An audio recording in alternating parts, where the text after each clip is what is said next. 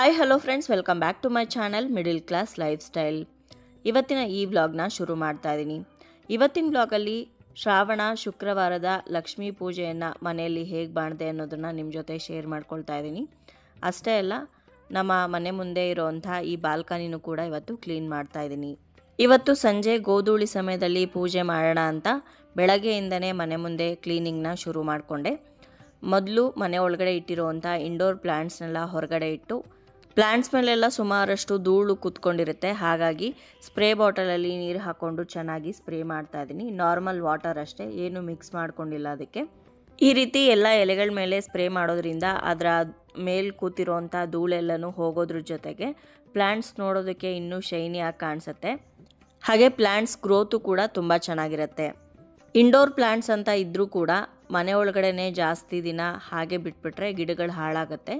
ಹಾಗಾಗಿ ವಾರಕ್ಕೆ ಒಂದು ಸಲ ಅಥವಾ 2 ಸಲ ಸ್ವಲ್ಪ ಬಿಸಿಲಿಗೆ ಗಿಡಗಳನ್ನ ಇಡಬೇಕಾಗತ್ತೆ. ಡೈರೆಕ್ಟಾಗಿ ಬಿಸಿಲು ಜಾಸ್ತಿ ಬೀಳೋ ಅಂಥ ಕಡೆ ಇಟ್ಟರೂ ಕೂಡ ಗಿಡಗಳು ಬಾಡೋದಂಗೆ ಆಗುತ್ತೆ. ಹಾಗಾಗಿ ಇಂಡೈರೆಕ್ಟಾಗಿ ಬಿಸಿಲು ಬೀಳೋ ಅಂಥ ಕಡೆ ಇಟ್ಟರೆ ಸಾಕು. ಇಂಡೋರ್ ಪ್ಲ್ಯಾಂಟ್ಸ್ನ ಅಷ್ಟೇ ಅಲ್ಲ, ಮನೆ ಮುಂದೆ ಇಟ್ಟಿರೋವಂಥ ಇನ್ನೂ ಬೇರೆ ಗಿಡಗಳನ್ನೂ ಕೂಡ ನೀರೆಲ್ಲ ಹಾಕಿ ಚೆನ್ನಾಗಿ ತೊಳಿತಾ ಇದ್ದೀನಿ. ಸುಮಾರಷ್ಟು ಧೂಳು ಅದ್ರ ಮೇಲೆಲ್ಲ ಕೂತ್ಕೊಂಡಿರುತ್ತೆ. ಹಾಗೆ ಪಾಟ್ಗೆ ಎಲ್ಲದಕ್ಕೂ ಕೂಡ ನೀರು ಹಾಕಿ, ಕಾರ್ನರಲ್ಲಿ ನಾನೊಂದು ವೆಲ್ಕಮ್ ಲೇಡಿ ಇಟ್ಟಿದ್ದೀನಲ್ಲ, ಅದ್ರ ಕೆಳಗಡೆ ಒಂದು ಉರ್ಲಿ ಇಟ್ಟಿದ್ದೆ. ಮಳೆ ಹನಿ ಎಲ್ಲ ಬಿದ್ದು ತುಂಬಾ ಗಲೀಜಾಗಿದೆ ಅದು ಉರ್ಲಿ. ಹಾಗಾಗಿ ಅದನ್ನು ಕ್ಲೀನ್ ಮಾಡ್ಕೊಬೇಕು. ನೋಡಿ ಎಷ್ಟೊಂದು ಗಲೀಜಾಗಿದೆ ಅಂತ. ಈ ನೀರು ಹಾಗೆ ಬಿಟ್ಬಿಟ್ರೆ ಅದರಲ್ಲೂ ಮಳೆಗಾಲದಲ್ಲಿ ಸೊಳ್ಳೆಗಳೆಲ್ಲ ಮೊಟ್ಟೆ ಇಟ್ಟು ಸೊಳ್ಳೆಗಳ ಸಂತತಿ ಕೂಡ ಜಾಸ್ತಿ ಆಗುತ್ತೆ. ಜೊತೆಗೆ ಆ ಸೊಳ್ಳೆಗಳು ನಮಗೆ ಕಚ್ಚಿದ್ರೆ ಡೆಂಗ್ಯೂ, ಮಲೇರಿಯಾ ಅಂತ ಕಾಯಿಲೆಗಳು ಕೂಡ ಬರ್ಬೋದು. ವಾರಕ್ಕೆ 1 ಸಲ ಅಥವಾ 2 ಸಲ ಇದ್ರ ನೀರನ್ನ ಚೇಂಜ್ ಮಾಡ್ತಾ ಇರಬೇಕು. ಆ ಕ್ಲೇ ಪಾಟಲ್ಲಿ, ಅಂದರೆ ಕ್ಲೇ ಉರ್ಲಿ ಇತ್ತಲ್ಲ, ಅದರೊಳಗಡೆ ಇದ್ದಂಥ ಪೆಬಲ್ಸ್ನೆಲ್ಲ ತೆಗೆದು ಅದನ್ನು ನೀಟಾಗಿ ತೊಳೆದು ಒಣಗೋದಕ್ಕೆ ಅಂತ ಇಟ್ಟಿದ್ದೀನಿ. ಅಷ್ಟರಲ್ಲಿ ನಮ್ಮ ಮನೆ ಮುಂದೆ ಇಟ್ಕೊಂಡಿರೋವಂಥ ಸ್ಟ್ಯಾಂಡನ್ನೆಲ್ಲ ನೀಟಾಗಿ ತೊಳ್ಕೊತಾ ಇದ್ದೀನಿ. ಪಾಟ್ಗಳನ್ನ ಇಟ್ಟಿರ್ತೀವಲ್ವ, ಆ ಪಾಟಿಗೆ ನೀರು ಹಾಕಿದಾಗ ಅದ್ರ ಮಣ್ಣೆಲ್ಲ ಬಂದು ಕೆಳಗಡೆ ಸೆಟಲ್ ಆಗಿರುತ್ತೆ. ಹಾಗಾಗಿ ನೀಟಾಗಿ ಅವುಗಳನ್ನ ತೊಳಿಬೇಕು. ಅದ್ರ ಕೆಳಗಡೆನೂ ಕೂಡ ತೊಳ್ಕೊಬೇಕು. ನಾನು ಮನೆ ಮುಂದೆ ಇಟ್ಕೊಂಡಿರೋವಂಥ ಪಾಟ್ ಸ್ಟ್ಯಾಂಡನ್ನು ತುಂಬ ಜನ ಎಲ್ಲಿ ತೊಗೊಂಡಿದ್ದು, ಲಿಂಕ್ ಕೊಡಿ ಅಂತ ಕೇಳ್ತಾ ಇರ್ತೀರಾ. ಆದರೆ ನಾನು ಈ ಪಾಟನ್ನು ಯಾವುದೇ ಆನ್ಲೈನಲ್ಲಿ ಪರ್ಚೇಸ್ ಮಾಡಿಲ್ಲ ಅಥವಾ ಅಂಗಡಿಲೂ ಹೋಗಿ ಕೊಂಡ್ಕೊಂಡು ಬಂದಿಲ್ಲ. ನಮ್ಮ ಮನೆ ಕನ್ಸ್ಟ್ರಕ್ಟ್ ಮಾಡಿದಾಗ ಸುಮಾರಷ್ಟು ಕಬ್ಬಿಣದ ಐಟಮ್ಸ್ ಮಿಕ್ಕಿತ್ತು. ಅದರಲ್ಲಿ ಈ ಪಾಟ್ ಸ್ಟ್ಯಾಂಡ್ ಮಾಡಿಸಿದ್ದೀವಿ. ಗೇಜ್ ತುಂಬ ಚೆನ್ನಾಗಿದೆ. ಹಾಗೆ ಈ ಚಿಕ್ಕ ಚಿಕ್ಕ ಪಾಟ್ ಸ್ಟ್ಯಾಂಡು ಕೂಡ ನಾವು ಹೇಳಿ ಮಾಡಿಸಿರೋದು, ಕೊಂಡ್ಕೊಂಡು ಬಂದಿರೋದಲ್ಲ. ಹಾಗಾಗಿ ಲಿಂಕ್ ಕೊಡೋದಕ್ಕೆ ಸಾಧ್ಯ ಇಲ್ಲ.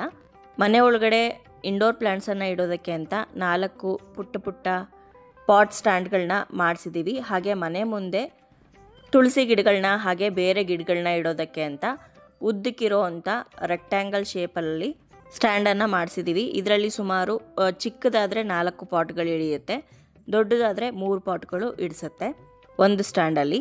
ನೀಟಾಗಿ ಆ ಪಾಟ್ ಕೆಳಗಡೆ ಎಲ್ಲನೂ ಗುಡಿಸಿ ತೊಳ್ಕೊಂಡು ಇವಾಗ ಒಂದ್ಸಲಿ ಮಾಪಲ್ಲಿ ನೀಟಾಗಿ ಒರೆಸ್ಕೊತಾ ಇದ್ದೀನಿ. ಮನೆ ಮುಂದೆ ನೀಟಾಗಿ ಒರೆಸಿದ ನಂತರ ಒಂದು ಸ್ವಲ್ಪ ಹೊತ್ತು ಒಣಗೋದಕ್ಕೆ ಬಿಟ್ಟಿದ್ದೆ. ಆನಂತರ ತೊಳೆದಿಟ್ಟಿರೋವಂಥ ಈ ಮಡ್ ಉರ್ಲಿ ಪಾಟ್ ಏನಿದೆ, ಇದನ್ನು ಮನೆ ಮುಂದೆನೇ ಜೋಡಿಸ್ತಾ ಇದ್ದೀನಿ. ಇದ್ರ ತುಂಬ ಇವಾಗ ಫ್ರೆಶ್ ಆಗಿರೋವಂಥ ನೀರನ್ನು ಹಾಕ್ತಾ ಇದ್ದೀನಿ. ಹಾಗೆ ನಮ್ಮ ಗಿಡದಲ್ಲೇ ಬಿಟ್ಟಿರೋವಂಥ ದಾಸವಾಳ ಹೂಗಳನ್ನು ಹಾಕಿ ಅಲಂಕಾರ ಮಾಡ್ತಾ ಇದ್ದೀನಿ.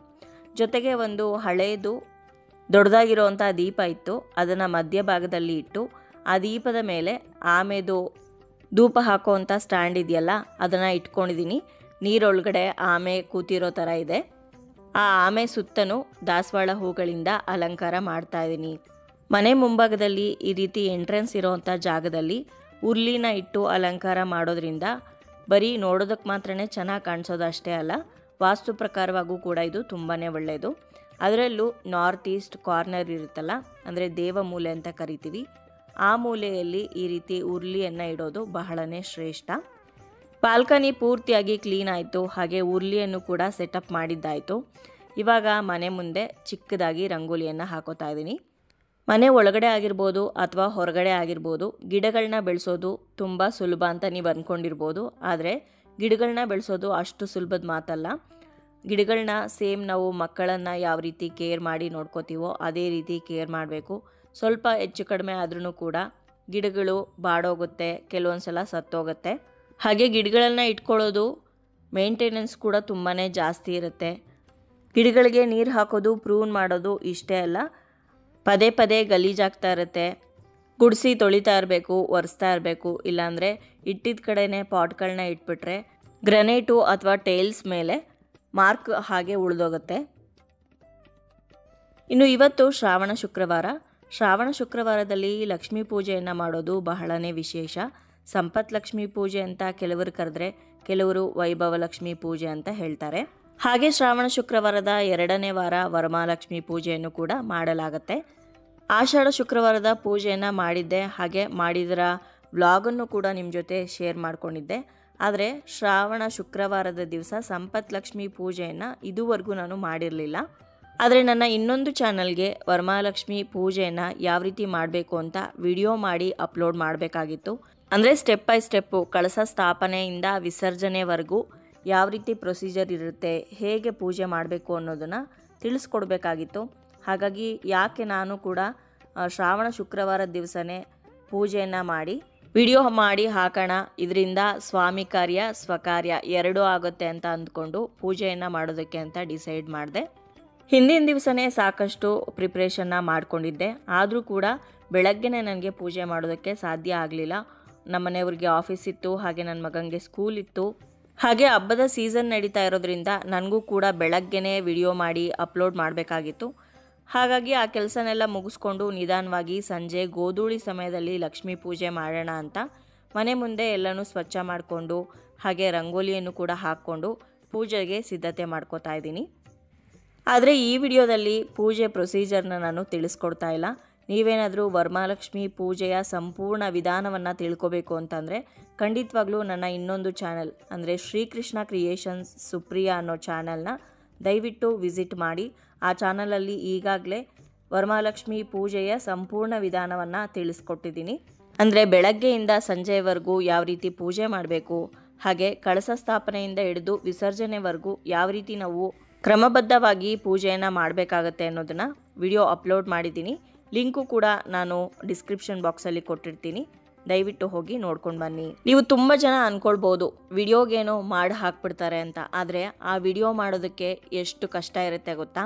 ವರಮಹಾಲಕ್ಷ್ಮಿ ಹಬ್ಬಕ್ಕೆ ಇನ್ನೂ 1 ವಾರ ಇದೆ, ಆದರೆ ಇವತ್ತೇ ನಮ್ಮ ಮನೆಯಲ್ಲಿ ವರಮಹಾಲಕ್ಷ್ಮಿ ಪೂಜೆ ನಡೀತು. ಡೆಮೋ ವಿಡಿಯೋ ತೋರಿಸ್ತೀವಿ ಅಂತ ಬೇಕಾಬಿಟ್ಟು ಪೂಜೆ ಮಾಡಿ ಅಪ್ಲೋಡ್ ಮಾಡೋದಕ್ಕಾಗಲ್ಲ. ಹಬ್ಬದ ದಿವಸ ಯಾವ ರೀತಿ ಎಲ್ಲ ಪ್ರೊಸೀಜರ್ನ ಫಾಲೋ ಮಾಡ್ತೀವೋ ಅದೇ ರೀತಿ ಡೆಮೋ ವಿಡಿಯೋ ಮಾಡಿ ಅಪ್ಲೋಡ್ ಮಾಡೋದಕ್ಕೂ ಕೂಡ ಅದೇ ಪ್ರೊಸೀಜರ್ನ ಫಾಲೋ ಮಾಡ್ತೀನಿ. ಹಬ್ಬದ ಕಳೆಯನ್ನು ಹೆಚ್ಚೋದಕ್ಕೆ ಅಂತ ಮೊನ್ನೆ ಚಿಕ್ಕಪೇಟೆಯಿಂದ ತಂದಿದ್ನಲ್ವಾ, ಈ ಹ್ಯಾಂಗಿಂಗ್ ದೀಪಗಳನ್ನು ಹಚ್ಚಿದ್ದೀನಿ. ಎಷ್ಟು ಸುಂದರವಾಗಿ ಕಾಣಿಸ್ತಾ ಇತ್ತು ಅಂತಂದರೆ ನಮ್ಮ ದೇವ್ರ ಮನೆ ಲುಕ್ಕೆ ಬದಲಾಯಿಸ್ತು ಈ ದೀಪಗಳು. ಜೊತೆಗೆ ಭತ್ತದ ತೋರಣವನ್ನು ಕೂಡ ಹಾಕಿದ್ದೆ. ಕೆಲವೊಂದು ಆ್ಯಂಟಿಕ್ ಪೀಸ್ಗಳು ಮನೆಯ ಅಂದನೇ ಚೇಂಜ್ ಮಾಡಿಬಿಡ್ತವೆ. ಇದು ಅಕ್ಷರಶಃ ಸತ್ಯ ಅನ್ನಿಸ್ತು ನನಗೆ. ಪೂರ್ತಿ ಪೂಜೆ ಅಂತೂ ತೋರಿಸೋದಕ್ಕಾಗ್ತಾ ಇಲ್ಲ, ಆದರೆ ಬನ್ನಿ ನಮ್ಮ ಮನೆ ಲಕ್ಷ್ಮಿನ ತೋರಿಸ್ತಾ ಇದ್ದೀನಿ. ತುಂಬ ಸಿಂಪಲ್ಲಾಗಾದರೂ ನನ್ನ ಕೈಲಿ ಎಷ್ಟು ಸಾಧ್ಯ ಆಗುತ್ತೋ ಅಷ್ಟು ಶ್ರಮವಹಿಸಿ ಈ ಪೂಜೆನ ಮಾಡಿದ್ದೀನಿ. ಹಬ್ಬದ ದಿವಸ ಯಾವ ರೀತಿ ಪೂಜೆ ಮಾಡ್ತೀನೋ ಅದೇ ರೀತಿ ಇವತ್ತು ಕೂಡ ಪೂಜೆಯನ್ನು ಮಾಡಿದ್ದೀನಿ. ಲಕ್ಷ್ಮೀ ಪೂಜೆ ಮಾಡ್ತೀವಿ, ಮನೇಲಿರೋವಂತಹ ಗೃಹಿಣಿಯರು ನಾವು ಕೂಡ ಲಕ್ಷ್ಮಿಯ ಸ್ವರೂಪನೇ. ಹಾಗಾಗಿ ಲಕ್ಷ್ಮೀ ಪೂಜೆ ಮಾಡುವಾಗ ನೀವು ಕೂಡ ಚೆನ್ನಾಗಿ ಸೀರೆ ಉಟ್ಕೊಂಡು ಚೆನ್ನಾಗಿ ಅಲಂಕಾರ ಮಾಡಿಕೊಂಡು ತಲೆಗೆ ಹೂ ಮುಡ್ಕೊಂಡು ಪೂಜೆ ಮಾಡಿ. ಪೂಜೆ ಎಲ್ಲ ಮುಕ್ಕಾಲು ಭಾಗ ಮುಗಿದಿದೆ. ಇವಾಗ ಕೊನೆಗೆ ಕೆಂಪಾರತಿ ಮಾಡ್ತಾ ಇದ್ದೀನಿ.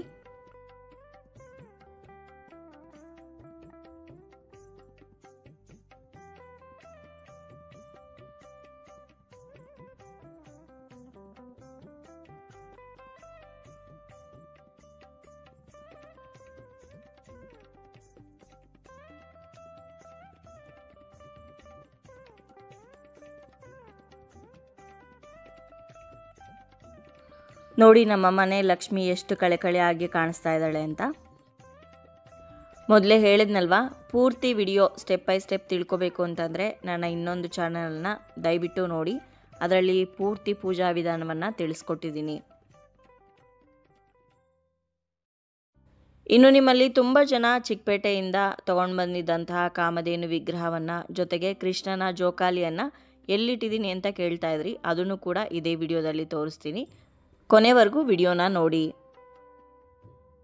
ಇನ್ನು ಲಕ್ಷ್ಮೀ ಪೂಜೆಗೂ ಮುಂಚೆನೇ ಮನೆ ಮುಂದೆ ಎಲ್ಲ ರಂಗೋಲಿ ಎಲ್ಲ ಹಾಕಿದ್ನಲ್ವ, ಹೊಸ್ತಿಲನ್ನು ಹಾಗೆ ರಂಗೋಲಿಯನ್ನು ಕೂಡ ಹೂ ಇಟ್ಟು ಅಲಂಕಾರ ಮಾಡಿ ಹೊಸ್ತಿಲು ಹಾಗೆ ತುಳಸಿ ಪೂಜೆಯನ್ನು ಕೂಡ ಮಾಡಿದ್ದೆ.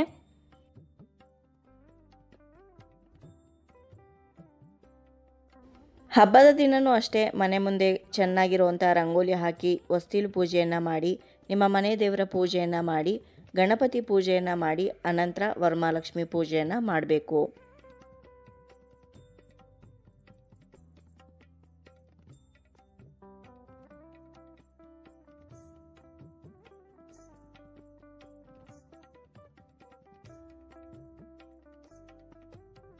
ಬನ್ನಿ ಇವಾಗ ಮೊನ್ನೆ ತೊಗೊಂಡು ಬಂದಂತಹ ಕಾಮಧೇನು ಹಾಗೆ ಕೃಷ್ಣನ ಜೋಕಾಲಿಯನ್ನು ಎಲ್ಲಿಟ್ಟಿದ್ದೀನಿ ಅಂತ ತೋರಿಸ್ತೀನಿ.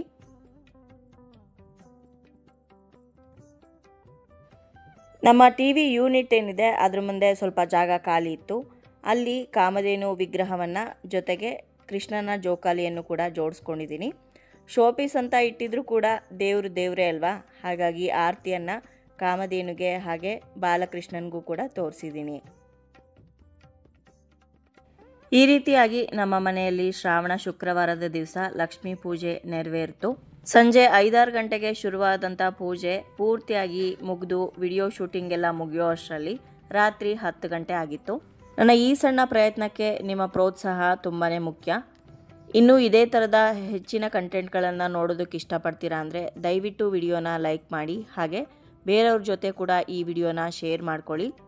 ಫುಲ್ ಡೀಟೇಲ್ಡ್ ವಿಡಿಯೋ ವರಮಹಾಲಕ್ಷ್ಮಿ ಪೂಜೆಯನ್ನು ಯಾವ ರೀತಿ ಮಾಡಬೇಕು ಅಂತ ನನ್ನ ಇನ್ನೊಂದು ಚಾನಲಲ್ಲಿ ವಿಡಿಯೋ ಅಪ್ಲೋಡ್ ಆಗಿದೆ.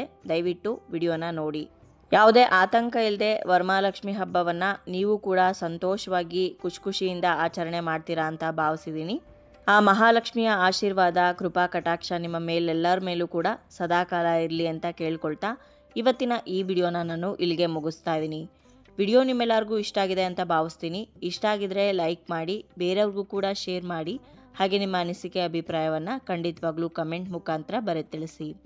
ಮತ್ತೊಂದು ಇಂಟ್ರೆಸ್ಟಿಂಗ್ ವ್ಲಾಗ್ ಜೊತೆಗೆ ನಿಮ್ಮನ್ನ ಮತ್ತೆ ಭೇಟಿ ಆಗ್ತೀನಿ. ಅಲ್ಲಿಯವರೆಗೂ ಧನ್ಯವಾದಗಳು. ಲೋಕ ಸಮಸ್ತ ಸುಖಿನೋ ಭವಂತು.